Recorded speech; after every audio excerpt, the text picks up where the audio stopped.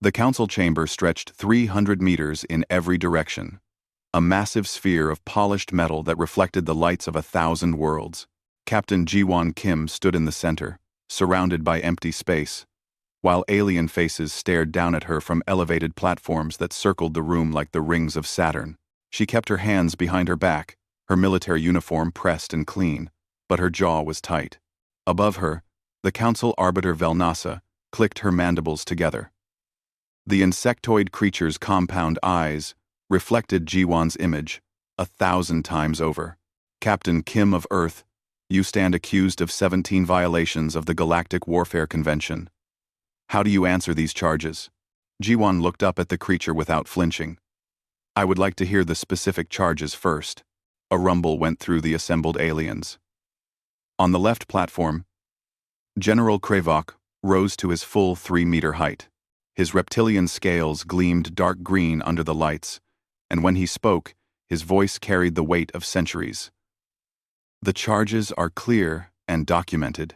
Your fleet engaged in prohibited combat tactics during the Battle of Kepler 442. You used deception. You attacked during rest periods. You struck at supply lines rather than military targets. You employed camouflage and concealment. You refused to meet our forces in open combat. I am Kond, Manor Var. Quote, I money some. I won the battle, Ji-won said simply. Krevok's tail lashed behind him. You violated every rule of honorable warfare. Your people are savages who know nothing of proper combat. From the diplomatic platform behind Ji-won, Ambassador Minho Park cleared his throat. If I may address the council. He was a slight man, with gray hair and patient eyes. He had been negotiating with aliens for 20 years, and he knew how to keep his voice calm even when his heart was racing. Velnasa gestuurde permisión. Earth requests context for these charges, Minho said. We were not aware these were universal laws. We received no briefing on galactic combat protocols before the conflict began. Ignorance is no defense, Krevok shot back. Every civilized species in the galaxy follows the convention. It has governed warfare for 12,000 standard years. The fact that humanity does not know these rules only proves they are not ready for galactic society. The council chamber filled with voices. Aliens from a dozen different species called out agreements or objections. Ji-won noticed that most of the council seemed to agree with Krevok. They looked at her like she was something dangerous that needed to be locked away. Admiral Hee-jin Lee sat in the observation gallery, watching the proceedings with sharp eyes. She was 60 years old, with more combat experience than anyone else in the Earth Defense Forces. She had fought in 3 wars before humanity ever left the solar system. Now she watched as her best captain stood trial for doing exactly what she had been trained to do. Hee-jin's hands were clenched on the armrests of her chair. Velnasa restored order by releasing a pheromone that made all the insectoid council members fall silent. The others followed their lead. The charges will be presented in detail. A hologram materialized in the center of the chamber, surrounding Ji-won with images from the battle. She watched herself being surrounded by her own tactical decisions. The hologram showed her fleet's movements over the 3-week campaign. Red lines marked human ships. Blue lines marked the Alliance fleet that had attacked the human colony on Kepler 442b. Charge 1. Krevok began. The human fleet approached under false identification codes, deceiving our forces about their strength and position. This is a clear violation of Convention Article 7, which requires all combatants to identify themselves honestly and openly. Ji-won watched the replay. Yes. She had disguised her fleet's true numbers. She had made the Alliance think they were facing a smaller force. It had worked perfectly. Charge 2. The human fleet attacked during the night cycle when our forces were in rest period. Article 12 clearly states that combat must cease during rest periods to allow both sides to recover and tend to their wounded. In the hologram, Ji-won's ships swept through the Alliance fleet at midnight station time. The enemy had been completely unprepared. Half their ships never even powered up their weapons. Charge 3. Human forces specifically targeted supply ships and support vessels, rather than engaging military targets directly. This is prohibited under Article 20, which designates proper military targets. The hologram showed human missiles destroying fuel depots and supply convoys. Without supplies, the Alliance fleet had been crippled. Krivok continued through all 17 charges. Each one showed a different tactic G1 had used. She had attacked from behind asteroids. She had pretended to retreat, then ambushed the pursuing ships. She had jammed communications. She had used electronic warfare to blind enemy sensors. She had even broadcast fake surrender signals to confuse the enemy command structure. By the time Krivok finished, 2 hours had passed.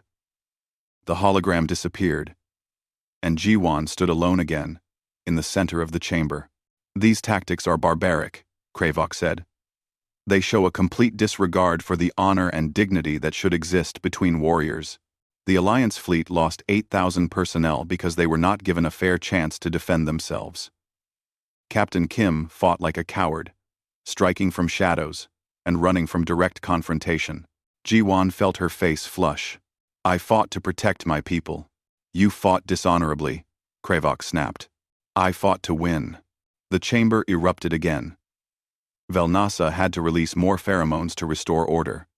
When silence finally returned, she looked down at Ji-won with what might have been curiosity. "Captain Kim, do you deny the charges?" "No," Ji-won said. "I did all of those things. Every single one." Gasps echoed through the chamber. "Then you admit to 17 violations of galactic law?" "I admit to using tactics that won a battle with minimal casualties on both sides," Ji-won said. "My fleet suffered 37 injuries and 0 deaths. The Alliance fleet lost 8,000 personnel." "Yes, but that was because they continued fighting, even after their position was hopeless. If they had surrendered when I offered terms, no one would have died." "Terms?" Krivok's voice was ice. "You offered no terms. You gave us no chance for honorable surrender. I broadcast surrender terms 6 times during the battle," Ji-won said. "You ignored them, because they came through deceptive channels. How were we to know they were genuine when everything else you did was based on lies?" Ambassador Minho Park stood. "Council Arbiter, if I may, it seems there has been a fundamental misunderstanding between Earth and the galactic community. Perhaps before we proceed to judgment, we should establish what Earth understood the rules of engagement to be." Velnasa considered this. Her mandibles clicked together in a pattern that Minho had learned meant she was thinking. Finally, she nodded. "Very well. The Council will hear Earth's defense, but be aware, Ambassador Park, that this is unprecedented. No species has ever been granted such an indulgence after openly admitting to violations." "We appreciate the Council's wisdom," Minho said, bowing slightly. As the session adjourned for the day, Admiral Haejin Lee made her way down to where Ji-won and Minho waited. The 3 humans stood together in a small observation room while aliens filed past the windows, staring at them like they were animals in a zoo. "They're going to find us guilty," Ji-won said quietly. "Probably," Haejin agreed. "They want to disarm Earth," Minho added. "Krivok has been pushing for sanctions. Some of the council members want us quarantined to our own solar system." Ji-won looked at both of them. "I did my job. I protected the colony. I brought my people home." "I know," Haejin said. "And tomorrow we're going to make them understand why you had to do it that way." Minho looked out the window at the alien crowds. "The question is whether they can understand. Their whole civilization is built on rules that make no sense to us." "Then we'll teach them," Haejin said. "We'll show them what it means to be human." The second day of the trial began with Ambassador Minho Park standing in the center of the council chamber. He looked small under the vast dome, surrounded by hundreds of alien observers, but his voice was steady when he spoke. "Honored members of the Galactic Council, Earth requests that the court explain the Galactic Warfare Convention in detail. We wish to understand exactly what rules we are accused of breaking, and, more importantly, why these rules exist." Velnasa's mandibles clicked. The convention is common knowledge throughout the galaxy, but not on Earth, Minho said gently. We have been part of the galactic community for less than 5 years. Before that, we knew nothing of other intelligent life. Please, help us understand. There was a long silence. Finally, Velnasa gestured to a floating platform on her right. Scholar Tekvar, you are the keeper of the convention. Explain it to these humans. An elderly alien floated forward. His species resembled a jellyfish, translucent and graceful, with long tendrils that glowed with soft blue light. When he spoke, his voice came from a translator device. The Galactic Warfare Convention was established 11,743 standard years ago, after the Grief Wars nearly destroyed all civilized species. It was created to ensure that warfare, when necessary, would be conducted with honor and minimal suffering. A hologram appeared, showing ancient battles. Minho watched as primitive alien ships fought in neat formations, following patterns that looked almost like a dance. The convention has 47 articles, Tekvar continued. But the core principles are simple. First, all combatants must identify themselves clearly. Deception is forbidden. Second, combat occurs only during designated periods, with rest times for recovery. Third, only military targets may be engaged. Fourth, battles must take place in open space, where both sides can observe each other. Fifth, surrender must be immediate and honored without exception. Why? The question came from behind Minho. Scholar Unji Choi had been sitting quietly, but now she stood. She was a young woman who had spent 3 years studying alien cultures. Why are these the rules? What purpose do they serve? Tekvar's tendrils waved in what might have been surprise. But do they prevent death? Yunji asked. Or do they just make death more predictable? A murmur ran through the council. General Kravok rose from his platform. These rules exist because civilized beings do not fight like animals. We do not ambush. We do not strike at the weak. We do not hide and scheme. When we fight, we do so with courage and honor, facing our enemies as equals. Unji nodded slowly. I see. May I ask the council a question? Velnasa gestuurd permission. How long do your wars typically last? Tekvar consulted a data tablet. The average conflict under the convention lasts between 4 and 7 standard years. Some have lasted decades. And casualties? That varies by conflict. But generally, casualties range between 30 and 40% of all military personnel involved. Unji looked up at the council. The Battle of Kepler, 4-4-2, lasted 3 weeks. Captain Kim's tactics resulted in casualties of less than 3% of combined forces. If she had followed your rules, how long would the battle have lasted? Tekvar calculated. Based on the size of the forces involved, approximately 2 to 3 years. And expected casualties, 35 to 40%. Perhaps 50,000 beings total. Instead, 8,000 died, Yunji said quietly. Captain Kim's tactics saved 42,000 lives. She saved them dishonorably. Kravok's tail lashed. Those deaths would have meant something. Warriors would have faced each other with courage. Instead, they died in the dark, confused and afraid, never seeing their killers. Is that worse than dying slowly over years of conflict? Unji asked. From the observation gallery, a new voice spoke. Daehyun Shin was a military historian who had been silent until now. He was a thin man with tired eyes who had studied warfare for 40 years. Velnasa looked annoyed but gestured permission. Daehyun walked down to stand beside Unji. I have been listening to the description of your convention with great interest. I believe I understand now why it exists. Your species evolved warfare as a form of ritual combat. You fight to establish dominance, not to destroy enemies. Your battles are about proving strength, not about survival. We fight for important reasons, Kravok said. Territory, resources, honor. But not for existence, Daehyun said. None of you fight wars where losing means your species dies. You fight wars where losing means you negotiate a settlement and try again in a few decades. Is that correct? After, Tekvar's tendrils glowed brighter. That is how civilized species conduct themselves. Yes, Daehyun nodded. That explains everything. Your rules make sense for that kind of warfare. If battles are about proving who is stronger, then yes, you need clear rules. You need to make sure both sides have an equal chance. It's like a sporting match. The rules ensure fairness. Warfare is not a sport, Krivok growled. For you, perhaps it is closer to a sport than you realize, Daehyun said. You have rules about fairness. You have designated playing fields. You have timeouts. You even have referees in the form of the convention monitoring systems. It's ritualized violence.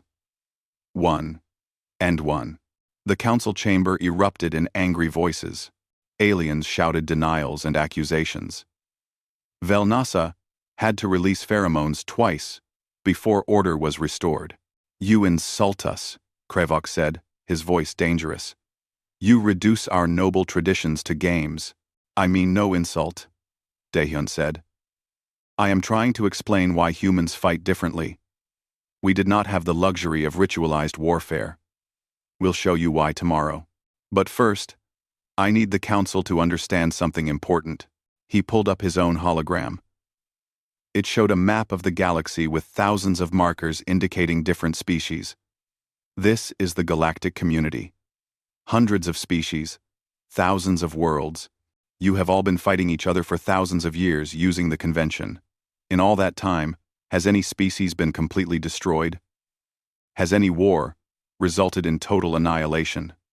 1. Tekvar consulted his records. No. The convention prevents such extremes. And exactly, Daehyun said. The convention works because all of you share certain assumptions. You assume your enemy wants to survive. You assume they will follow the rules. You assume that losing a battle is not the same as losing everything. These assumptions allow for honor and fair play. He turned to face the entire council. Humans do not share those assumptions. For most of our history, we could not afford to assume our enemies would show mercy or follow rules.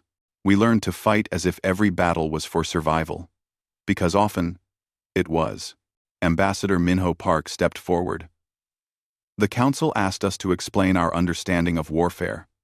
What Scholar Shin is saying is that we had no understanding that warfare could be anything other than total. We had no concept of limited war with agreed rules. When the Alliance attacked our colony, we responded the only way we knew how. By fighting like savages, Krevok said. By fighting to win, Minho corrected. By using every advantage to end the conflict as quickly as possible with the fewest deaths on both sides. Velnasa was quiet for a long time. Finally, she spoke. You ask us to believe that humanity is so primitive that you do not understand the concept of honorable combat? No, Unji said. We understand honor. We have complex philosophical traditions about honor and ethics, but we separate honor from tactics. We believe the most honorable thing a commander can do is protect their people and end conflicts quickly, even if the methods seem dishonorable. That is a contradiction, Tekvar said. To you, perhaps, Unji agreed. To us, it makes perfect sense. The session ended in confusion. As the aliens filed out, many of them were arguing among themselves. Some seemed thoughtful. Others seemed angry. A few seemed afraid. In the observation room, Captain Jiwon Kim joined the other humans. Do you think they understood? Some of them, Daehyun said. But understanding intellectually is different from accepting emotionally. Tomorrow will be harder. Tomorrow you show them our history, Admiral Haejin Lee said. She had been watching from the gallery, and now she looked at all of them with a grim expression. Tomorrow, you show them what humanity really is. That's when they'll either accept us or condemn us. Minho looked out at the stars beyond the station. The question is whether they can accept a species that fights differently than they do, whether they can make room in their galaxy for predators who learn to hunt their own kind. They don't have a choice, Hagen said. We're already here, and we're not going back into our solar system just because we make them uncomfortable. Jiwan smiled slightly. That's assuming they don't decide to force us back. Let them try, Hagen said. The old admiral's eyes were hard. We wrote our own rules, for a reason. The third day began in darkness. When the council members entered the chamber, they found all the lights dimmed. Dae Hyun Shin stood in the center, with a single spotlight on him. His face looked older in the shadows. Honored Council, he began. Today I will show you why humans fight the way we do. I will show you our history. I warn you now that what you are about to see will be disturbing. Earth's past is violent in ways that may be difficult for you to understand. But I ask that you watch and try to comprehend what made us this way. Velnasa's mandibles clicked nervously. The hologram that appeared was enormous. It filled the entire chamber with images of ancient Earth. Green continents and blue oceans rotated slowly above them. This is Earth 4,000 years ago, Daehyun said. Humans had no space travel, no advanced technology. We were confined to one planet. And on that planet, we fought each other constantly. The hologram zoomed in to show armies of thousands clashing with swords and spears. Men in armor fought and died in massive formations. Cities burned. Fields were soaked with blood. This is the Battle of Gaugamela, Daehyun continued. One human empire trying to conquer another. 50,000 soldiers fought here. 10,000 died in a single day. This was not unusual. This was normal. He moved through centuries. The hologram showed castles under siege, lasting years.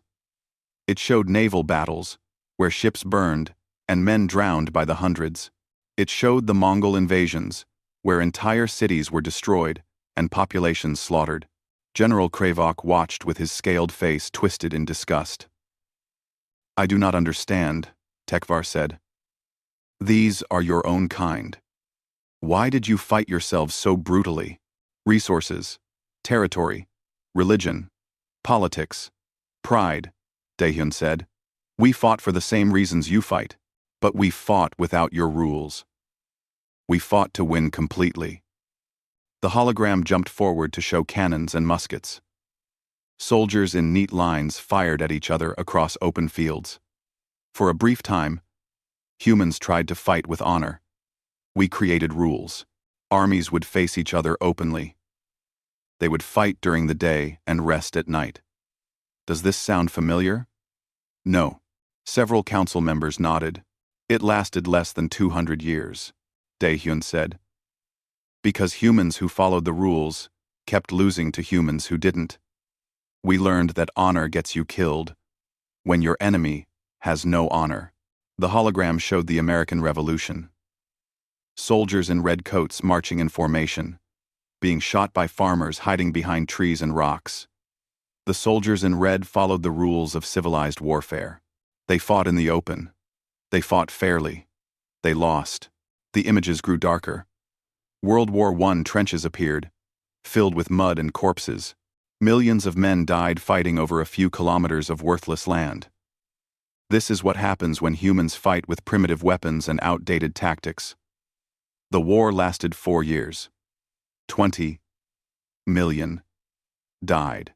Then came World War II. The hologram showed everything. The blitzkrieg tactics that conquered Europe in months. The firebombing of cities. The naval battles across oceans.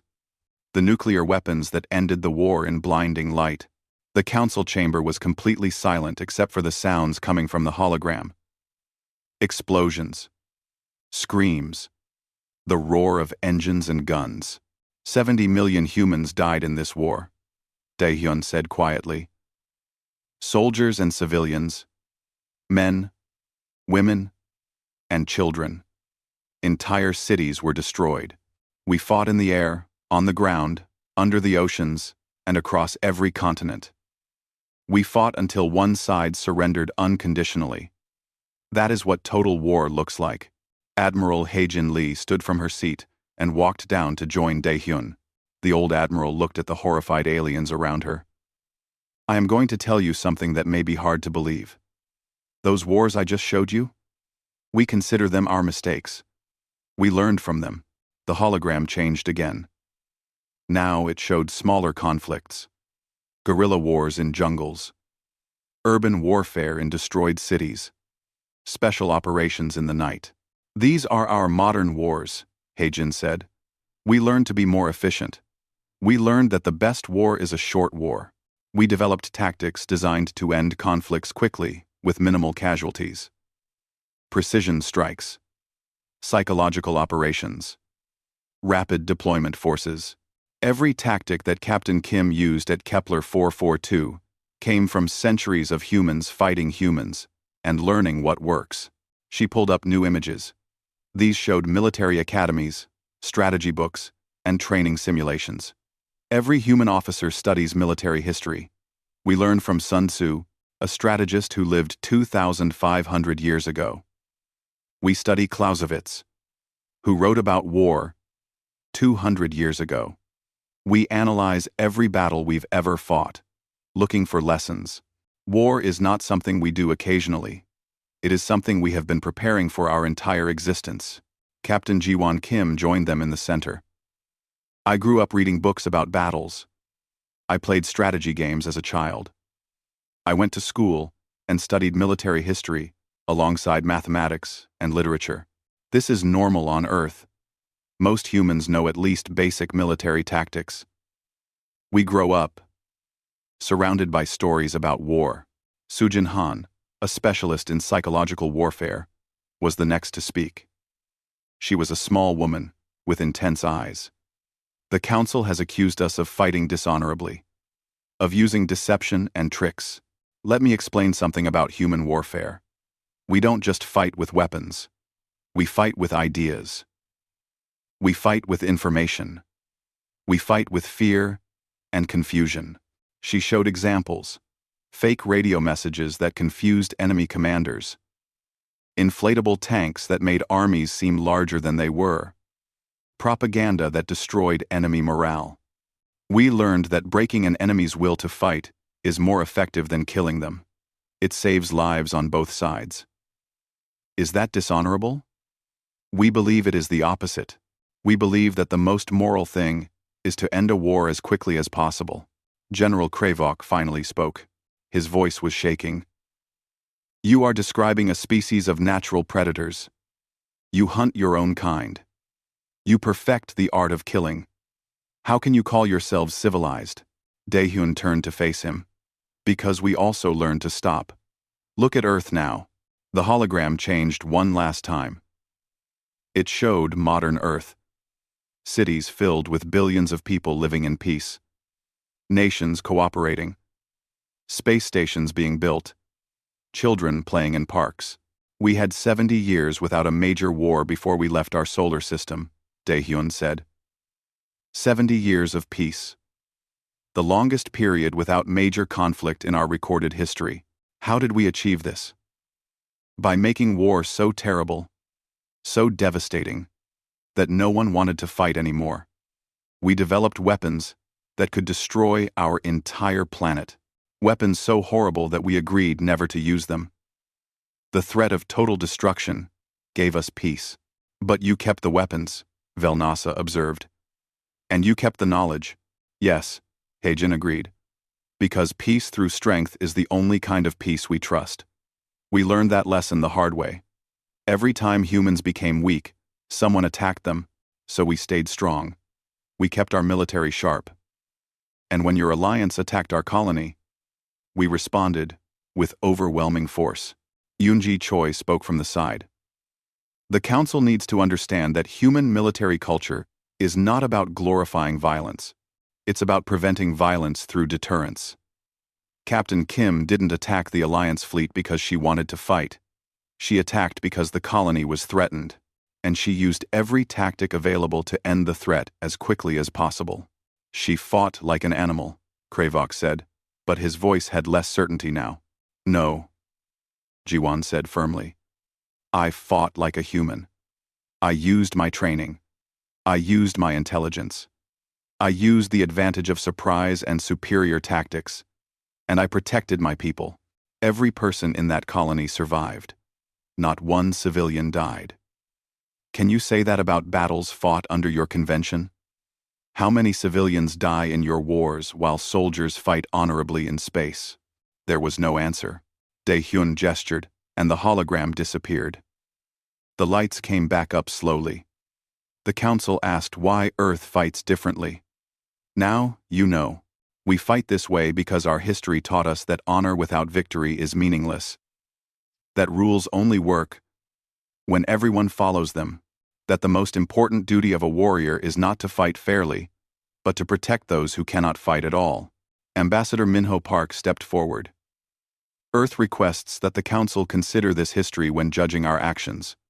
We did not set out to violate your rules. We simply fought the way we have always fought, the way we needed to fight to survive as a species. The session ended early. The Council members filed out slowly, many of them looking shaken. Some were arguing. Others were simply quiet, processing what they had seen.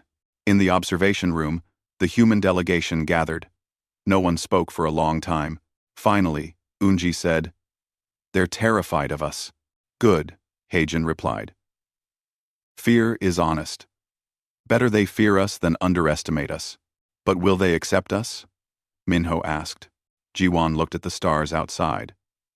"We showed them what we are. Tomorrow we show them what we can be. Whether they accept it or not is their choice.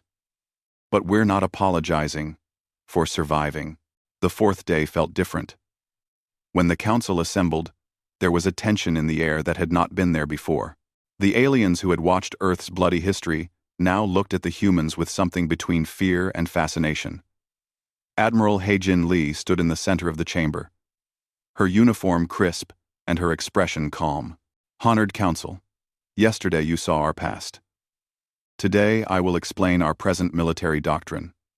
I will tell you exactly why Captain Kim made the decisions she made at Kepler 442, and I will defend those decisions not as violations of your rules, but as applications of our own." She pulled up a hologram showing the Earth Defense Forces emblem.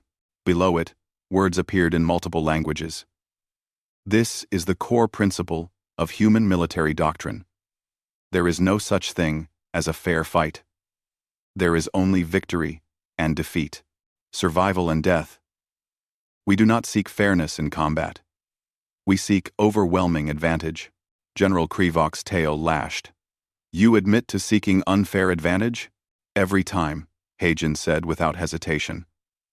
"Why would we do otherwise? In battle, the goal is not to give the enemy a sporting chance. The goal is to win as quickly and decisively as possible, while minimizing casualties on both sides. Fairness has nothing to do with it." She pulled up tactical displays from the Battle of Kepler 442. "Let me walk you through Captain Kim's decisions. The Alliance fleet arrived with 20 warships to attack a human colony of 15,000 civilians. The colony had no military defenses. They were scientists, farmers, families. The Alliance claimed the planet was in disputed territory. The display showed the Alliance ships approaching the colony planet. Captain Kim received the distress signal and responded with 12 ships. She was outnumbered. Under your convention, she should have identified herself clearly, arranged a meeting in open space, and engaged in a formal battle. Is that correct? Velnasa nodded. That is the proper procedure. Instead, Captain Kim did this. The hologram showed human ships arriving under false identification, scattered across the system. She made the Alliance think only 3 ships had responded. She hid 9 ships behind a gas giant's moon. This is what you call deception. We call it tactics. Yuna Kang, a strategic operations officer, joined Heijin in the center. She was young, but had already earned 3 commendations for her tactical planning. The deception served a specific purpose. If the Alliance knew the real strength of our forces, they might have called for reinforcements. The battle would have escalated. More ships would have arrived from both sides. The conflict would have grown. Instead, Captain Kim made them confident, made them think they could win easily. The hologram showed the Alliance fleet moving into an attack formation around the colony planet. They positioned themselves to bombard the colony. 20 ships, with weapons locked on civilian targets. At this moment, Captain Kim could have revealed her full strength and demanded they withdraw. But what would have happened? 1. Tekvar's tendrils waved thoughtfully. They would have had the colony as a hostage. The situation would have become a standoff. Exactly, Yuna said. Standoffs last for days or weeks. Negotiations fail. Eventually someone fires, and the civilians die.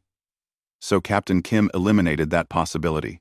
She attacked immediately from an unexpected angle, using her hidden ships. The Alliance fleet was caught completely unprepared. Half their ships were disabled before they could respond. The hologram showed the swift, brutal attack.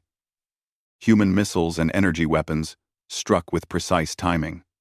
Alliance ships spun helplessly, their systems offline. This is what you call attacking during rest period, Heijin continued. We call it attacking when the enemy is vulnerable. The Alliance ships had powered down some systems to maintain position around the planet. Captain Kim exploited that weakness. Is this dishonorable? Or is it simply intelligent? Oh, she did not wait for an answer. Next, Captain Kim targeted their supply ships and command vessel. You call this violation of proper military targets. We call it strategic warfare. Without supplies, the Alliance fleet could not continue fighting. Without command coordination, they could not organize a defense. In your convention, battles last years because you only fight the battles themselves. We fight the ability to fight. We remove the enemy's capacity for war. Captain Ji-won Kim stepped forward to defend her own decisions. I will address the specific charge of psychological warfare. Yes. I broadcast fake surrender signals. I jammed their communications. I made them confused and afraid. The Council calls this dishonorable. I call it merciful. She pulled up casualty figures. The Alliance fleet lost 8,000 personnel in 3 weeks. Most of those deaths occurred in the first engagement, when they refused to surrender despite their hopeless position. After that, I spent 2 weeks using psychological tactics to convince the remaining ships to give up.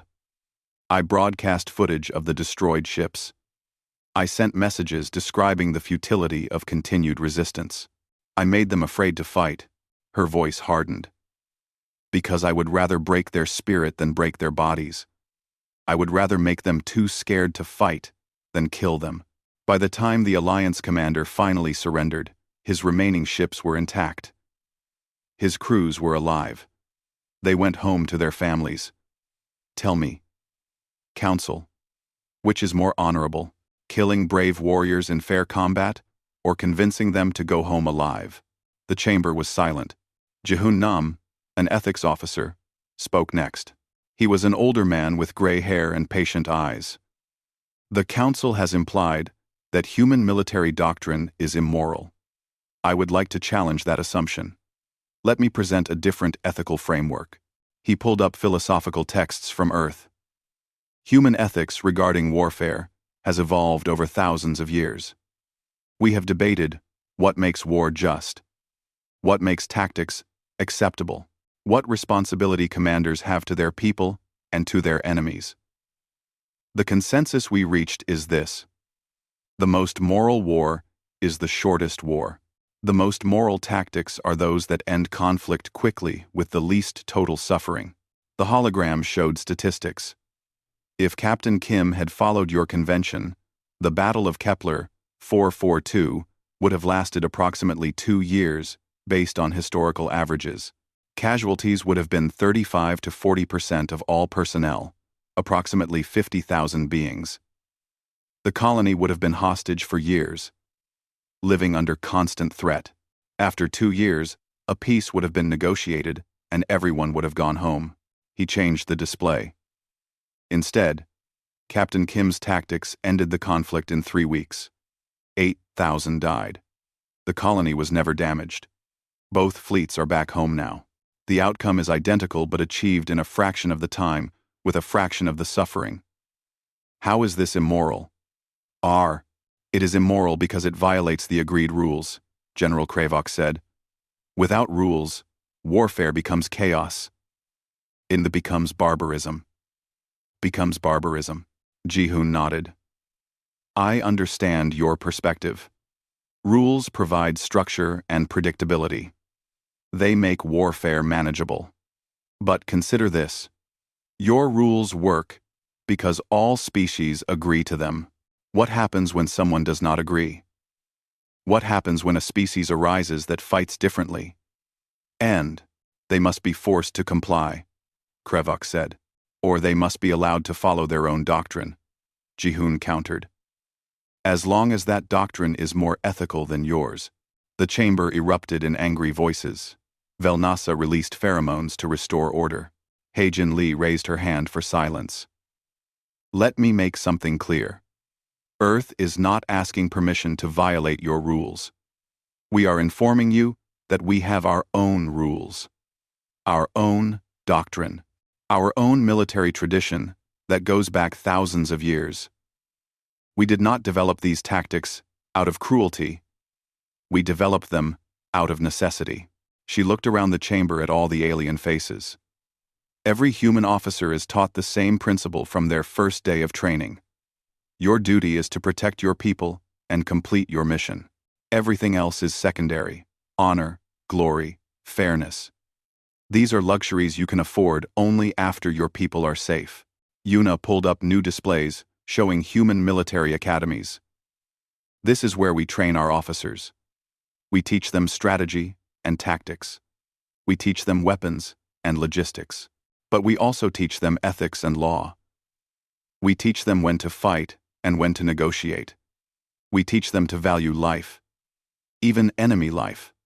Captain Kim offered surrender terms 6 times during the battle. She gave the Alliance every opportunity to end the fight peacefully. They refused. What happened after that was their choice. Ji-won spoke again, her voice firm. I have been asked if I regret my tactics. I do not. I regret that the battle happened at all. I regret that 8,000 beings died. But I do not regret using every advantage I had to protect my colony and bring my people home alive. That is what a commander does. That is what a human commander does. She turned to face General Kravok directly. You said I fought like a coward, that I struck from darkness and refused fair combat. Let me tell you something about courage. It takes no courage to follow rules that guarantee your safety. It takes no courage to fight when you know the enemy will fight the same way you do. Real courage is accepting responsibility for difficult decisions, making choices that others will judge, doing what is necessary even when it is not glorious. I brought my people home, Ji-won continued. All of them. Every single person under my command survived.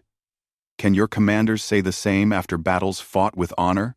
How many of your warriors died bravely following rules while their commanders watched from safe distances? Kravok had no answer. Admiral Haejin Lee delivered the final statement. The Council will make its judgment about Earth's actions. But understand this, we will not change. We will not adopt your convention. We will continue to train our officers in the tactics that have kept humanity alive for thousands of years. You can accept this, or you can try to force us to change. But if you choose force, remember what you learned yesterday about human history. Remember what happens when we fight for survival. The session ended in heavy silence. As the humans filed out, they could feel the weight of alien eyes on them. Fear, anger, respect, confusion. The aliens did not know what to make of these strange predators who had entered their orderly galaxy. That night, Minho Park met with several alien diplomats in quiet rooms. They asked him the same questions over and over. Can Earth be trusted? Are humans too dangerous? What prevents them from conquering the galaxy? His answer was always the same. We do not want to conquer. We want to survive and prosper. But we will not do so by making ourselves weak. We will not give up the tactics that kept us alive. You must decide if you can share a galaxy with a species that fights differently than you do. The question remained unanswered as the trial moved toward its final day. The fifth day arrived with tension thick enough to cut. The council chamber filled early as aliens from across the galaxy came to witness the final judgment. Some had traveled for weeks to see how the council would handle the human problem. Captain Ji-won Kim stood in the center again, but this time, she was not alone. All the human delegates had gathered around her in a show of solidarity. They would face judgment together. Velnasa called the session to order. Her mandibles clicked with what might have been nervousness. The council has deliberated for 3 days and nights. We have reviewed all evidence. We have heard Earth's defense. Now we must decide what to do about these humans who refuse to follow galactic law. She gestured to the voting platforms that surrounded the chamber. The proposals before us are these. First, full sanctions. Earth would be isolated from galactic trade and forbidden from leaving their solar system. Second, conditional acceptance. Earth would be allowed into the galactic community, but under strict monitoring and with severe penalties for any future violations. Third, forced disarmament. Earth would be required to surrender all military weapons and technology. Fourth, full acceptance without conditions. We will hear final arguments before the vote, Velnasa continued. General Kravok, you may speak for the prosecution. The reptilian general rose to his full height. He had spent the night preparing this speech, and his voice carried across the chamber with authority. Honored Council, the evidence is clear. Earth has admitted to 17 violations of the Galactic Warfare Convention. They have shown no remorse. They have defended their actions as correct and proper. They have stated clearly that they will not change their ways. He paused, letting his words sink in. But the violations themselves are not the real issue. The real issue is what these humans represent. They are a species that has spent thousands of years perfecting the art of killing their own kind. They are natural predators who see warfare not as a necessary evil, but as a skill to be mastered. They are a threat to the peace and stability we have built over millennia. Kravok pulled up images from Earth's history. The wars, the weapons, the destruction. Look at what they have done to themselves. And now they have come to the stars. They have brought their violence with them. They have shown us that they will not hesitate to use any tactic, no matter how dishonorable, to achieve victory. What happens when they decide they want more than one colony? What happens when they want our worlds? The chamber murmured with agreement. Many aliens nodded their heads or made gestures of support. I recommend full sanctions, Kravok concluded. Humanity should be contained until they prove they can become civilized, until they can follow our rules and respect our ways. They are too dangerous to be allowed free movement through the galaxy. He sat down to scattered applause from some sections of the council. Velnasa turned to the human delegation. Ambassador Minho Park, you may present Earth's final statement. But it was not Minho who stepped forward. Instead, Sun Ho-ro walked into the chamber. He was Earth's prime minister, a man who rarely left the home planet. His presence here was significant. He was elderly, with white hair and deep lines on his face, but his eyes were sharp and his voice was strong. Honored Council, I am Sun Ho-ro. I lead the government of Earth. I have traveled here personally because this moment is too important to trust to anyone else. The decision you make today will determine the future of human-alien relations for generations. He walked slowly to stand beside Ji-won Kim. I have listened to the proceedings for 4 days. I have heard the accusations. I have heard the fear in General Kravok's voice, and I understand it. Humanity does frighten you. We should frighten you. We are dangerous. We are violent. We are everything he said we are. The admission sent a ripple through the council. This was not what they expected. But let me tell you what else we are. Sunho continued. We are loyal. We are determined. We are creative. We are survivors. And most importantly, we are honest. We do not pretend to be something we are not. We have shown you our history. We have explained our doctrine. We have been completely transparent about who we are and how we fight. He gestured to Ji-won.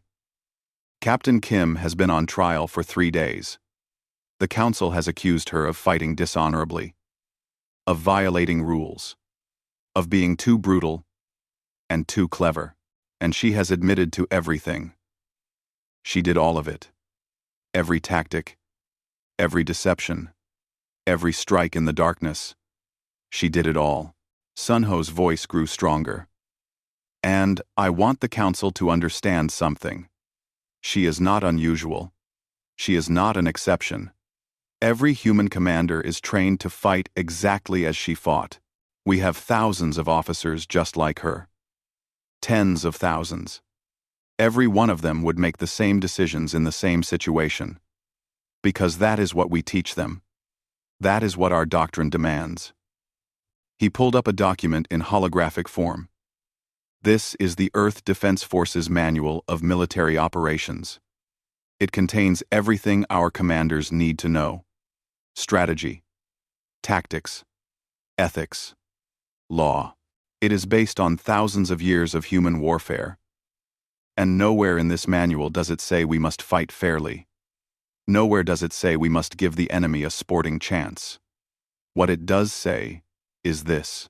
The hologram zoomed in on a single paragraph written in clear, simple text. Sunho read it aloud. The primary duty of a military commander is to accomplish the mission and protect their personnel. All other considerations are secondary. A commander who fails in this duty has failed regardless of how honorably they fought. He looked up at the council. That is our law. That is our rule. That is what Captain Kim followed at Kepler 442. She accomplished her mission. She protected her people. She protected the colony. She even protected most of the enemy by convincing them to surrender rather than die. By our standards, she performed perfectly. Velnasa spoke carefully. Prime Minister Rowe, you seem to be arguing for the same position that General Krivok described. You admit humanity will not follow galactic rules. You admit you are dangerous. Why should we not isolate you? Sunho smiled. It was not a threatening smile, but it was confident. Because you cannot afford to. The chamber fell silent. Let me explain something about humans. Sunho said. We do not like being told what to do. We do not respond well to threats. And we absolutely refuse to be caged. If you vote for sanctions, if you try to force us back into our solar system, we will not comply. You will have to enforce those sanctions with military force, and based on what you have learned this week about how humans fight, do you really want that war? It was not a threat. It was simply a statement of fact, and every alien in the chamber understood it. But here is what I truly came to tell you. Sunho continued. You do not need to fear us, because we do not want to conquer you. We do not want your worlds. We do not want to fight you. What we want is to be left alone, to live our lives, to grow our colonies, to explore the galaxy, to trade and learn and prosper. We want the same things you want. He walked in a slow circle, making eye contact with council members on all platforms. The difference is that we will defend ourselves. Aggressively, efficiently, with every tactic and weapon at our disposal. And we will not apologize for it. Not now, not ever. Because that is what kept us alive as a species. That is what brought us to the stars. And that is what will ensure our survival going forward. Captain Ji-won Kim stepped forward to join him. General Krivok accused me of fighting without honor. Let me address that directly. You are right. I did violate your combat rules. Every single one. She paused, and then smiled. It was a small smile, almost sad, but there was steel behind it. That's why we wrote our own. The words hung in the air like a declaration. Not a threat. Not a boast. Simply a fact. Admiral Heejin Lee joined them. The Galactic Warfare Convention has 47 articles governing how civilized species fight. The Earth Defense Forces Manual has 312 articles. We cover everything from strategic bombing to urban warfare, to counterinsurgency, to space combat. We have rules for chemical weapons, biological weapons, nuclear weapons, and weapons you have not even imagined yet. We have entire sections on prisoner treatment, civilian protection, and rules of engagement. She pulled up sections of the manual for all to see. We do not fight without rules. We simply fight with different rules. Rules that prioritize ending conflicts quickly. Rules that value results over ritual. Rules that put protection of our people above fairness to our enemies. Yuna Kang spoke next. The Council fears we will abuse these rules, that we will become conquerors. But consider this. Earth has been a spacefaring civilization for 5 years. In that time, we have established 4 colonies. We have not attacked anyone. We have not claimed anyone else's territory. We have not started any wars. The only time we used military force was when we were attacked first. And even then, Ji-won added, I offered surrender terms 6 times. I gave the Alliance every chance to withdraw peacefully. I only fought because they refused to stop attacking a colony of civilians. Every action I took was defensive. Aggressive. Yes. Overwhelming. Yes. But ultimately, defensive. Ambassador Minho Park stepped forward to deliver the final part of the argument. The Council must make a choice. You can try to force us to follow your rules, but that will lead to conflict. Conflict that humans are very, very good at. Or you can accept that there is now a species in the galaxy that fights differently. A species that can be a valuable ally or a dangerous enemy. He pulled up new statistics. In the 3 weeks of the Kepler 442 battle, Captain Kim's fleet protected 15,000 civilians, disabled 20 warships, and forced a surrender with minimal casualties. Now, imagine what Earth could do as an ally. Imagine what our tactics could accomplish, protecting galactic trade routes from pirates. Imagine what our technology could do solving problems that have plagued you for millennia. Imagine what our different perspective could contribute to galactic society. Or imagine us as enemies, Admiral Heejin said quietly. Imagine trying to enforce sanctions on a species trained to fight asymmetrically. Imagine trying to contain humans who do not believe in fighting fair. Imagine the cost, not just in casualties, but in the precedent it sets. Because if you go to war with us, we will fight the way we always fight. Total, brutal, efficient, and win or lose. The galaxy will never be the same. Prime Minister Sunho Ro raised his hand. I offer the Council a compromise. Earth will follow all galactic laws regarding trade, diplomacy, and civilian matters. We will respect your territories. We will honor your customs. But in matters of warfare and self-defense, we will follow our own doctrine. We will not attack anyone unprovoked. But if attacked, we will respond with full force, using whatever tactics we deem necessary. This is your choice, he concluded. Accept us as we are, or make us your enemy. But know that we will not change. We cannot change. Our history made us what we are, and what we are has kept us alive for thousands of years. We trust it more than we trust your rules. The chamber fell into heavy silence. Velnasa looked at her fellow council members. Subtle gestures and pheromone signals passed between them. Finally, she spoke. The council will now vote. The voting took an hour. Lights appeared on platforms as each species cast their decision. Blue for acceptance, red for sanctions, green for monitoring, yellow for disarmament. The lights flickered and changed as delegates consulted with their governments. When it was over, Velnasa announced the results. By a narrow majority, the Council votes for conditional acceptance. Earth will be welcomed into the galactic community. However, Earth will be placed under observation for a period of 10 standard years. Any aggressive military action will result in immediate sanctions. Earth must also agree to joint military exercises to help other species understand human tactics. It was not everything Earth wanted, but it was enough. Sunhoro bowed slightly. Earth accepts these terms. As the session adjourned, something unexpected happened. Several alien military commanders approached Admiral Heejin Lee quietly. They asked if Earth would be willing to provide military training, to teach their officers about human tactics, to share the manual. Heijin looked at them with surprise. "You want to learn from us?" One of them, a warrior from a species that had lost many battles over the centuries, nodded. "We have fought by the convention for thousands of years. We have fought honorably, and we have lost over and over again. Perhaps it is time to learn a different way."